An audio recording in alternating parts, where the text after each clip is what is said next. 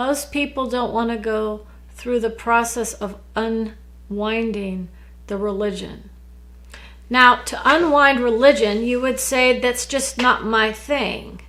I understand it better now. I read a book about the consciousness of the planet as it was known in the 50s of the 19th, well, it's the 1950s, the 20th century.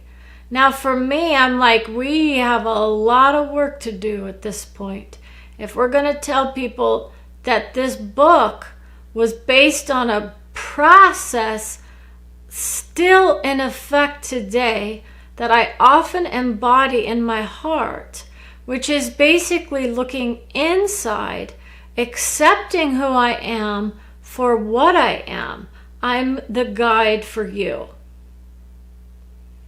I am the guide for you. I don't need someone else telling me that just because I went through a process, that that's somehow what's going on. I beat the book. That's what I did. And we're going to call this the creative ability to do the work. Because in my mind, I already understand that people are labeling the work as shadow work. And people are labeling the work also, it's not shadow. That's just, I'm going to deconstruct everything so nothing fits except for what is going on in the moment. And that's the nature of a lot of the work, is to just be appreciative of the moment and express yourself and say, I'm having a good time or I'm not, and how can I do better? How can I create better? This is the nature of creation, right?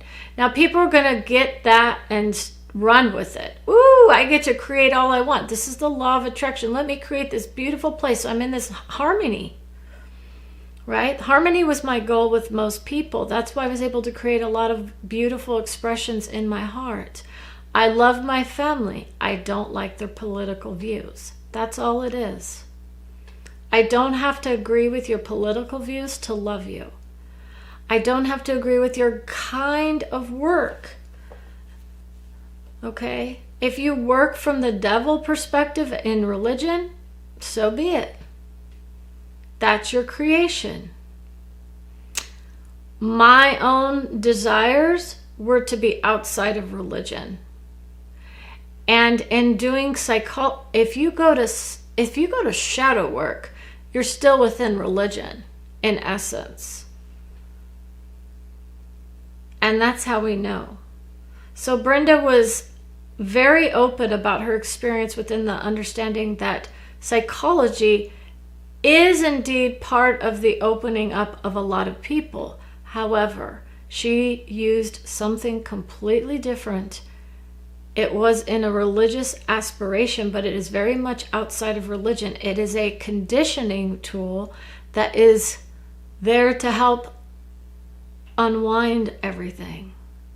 But it takes the knowledge that was passed down through the ages in essence, and there's other aspects of it, but definitely it's a strong system.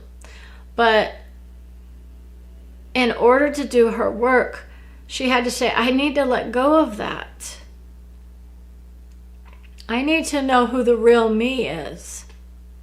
Who is the real me? Now, she also is like, oh, I identify so much with the psychology. And then I let it go. And then I'm wondering, well, what am I? Who am I? What am I doing here? Right? Where am I going?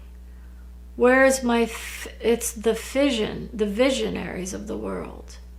So for her understanding was that people are saying that people who look to the future are somehow doing something wrong. Now, in the past, what are we talking about now?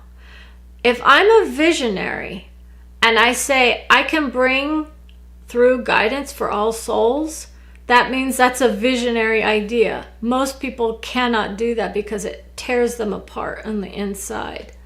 What happens is when you have an inherent understanding of the mindset of someone who is very accepting right from the get-go. I wasn't in my mind. I had to learn through that understanding of another system that I could indeed open myself up to a beautiful place of understanding. Now, when I opened myself up to the understanding of another system or another book, then that's when things started to really take off. I was doing a lot of things at that time. I was just having fun. I was using all these tools. I was doing everything. Now, but in essence, it was about coming into my own heart and my own soul. And she understands people who say, I just gotta use someone else's stuff. I just gotta use someone else's stuff. If I don't look out and see and participate in the world, how am I to create? Well, some people will say, well, I will just write my thoughts. And that's where I go, to be honest. I will write my thoughts down. But in order to do that, I need to be living. And to live in this world right now is very difficult, right? It's not for me in essence. It is when I am doing my work. When I do my own work, it is difficult for me to do my work.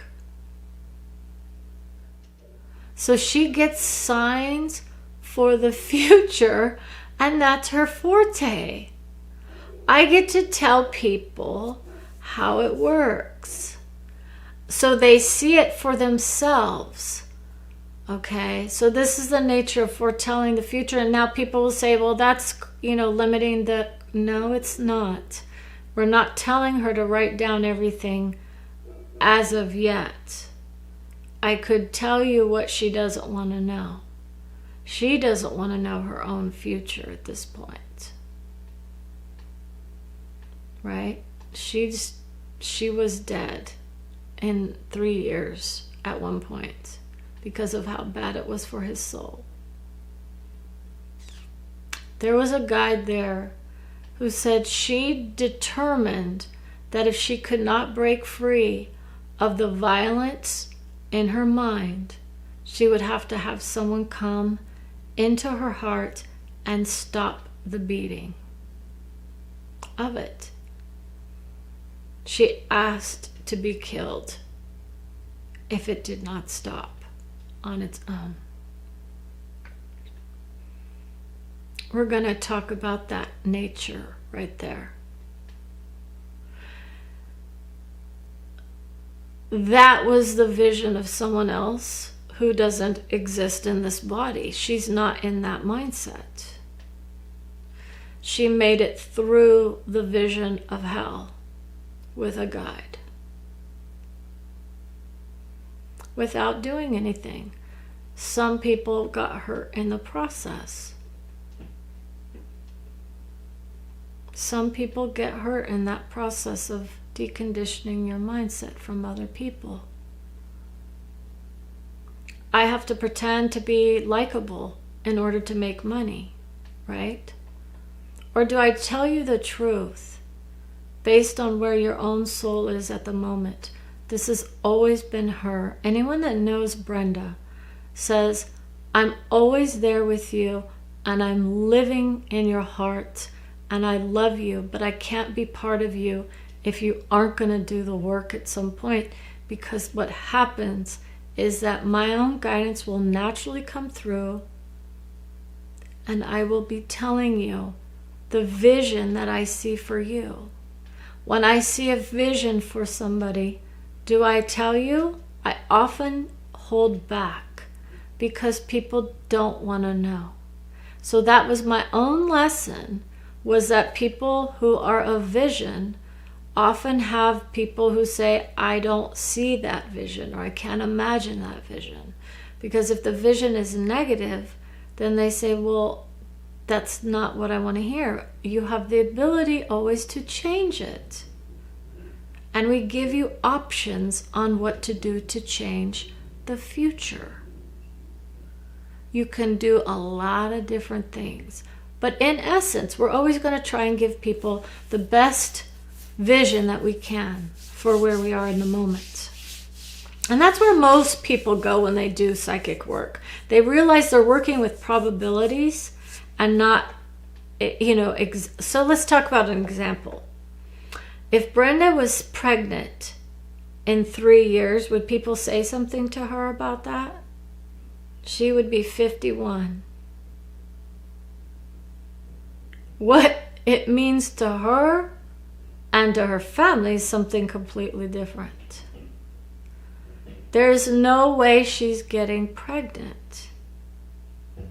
But people her age will at some point. That's the nature of the longevity of our soul. When we tell Brenda, it's about the birthing of a soul, the birthing of her babies. She often creates beautiful souls out of this work.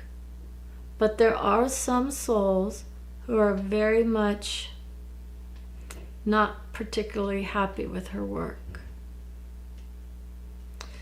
When you open up to the nature of a guide who can tell you, I love you, but I can't be with you anymore, that's the strong one.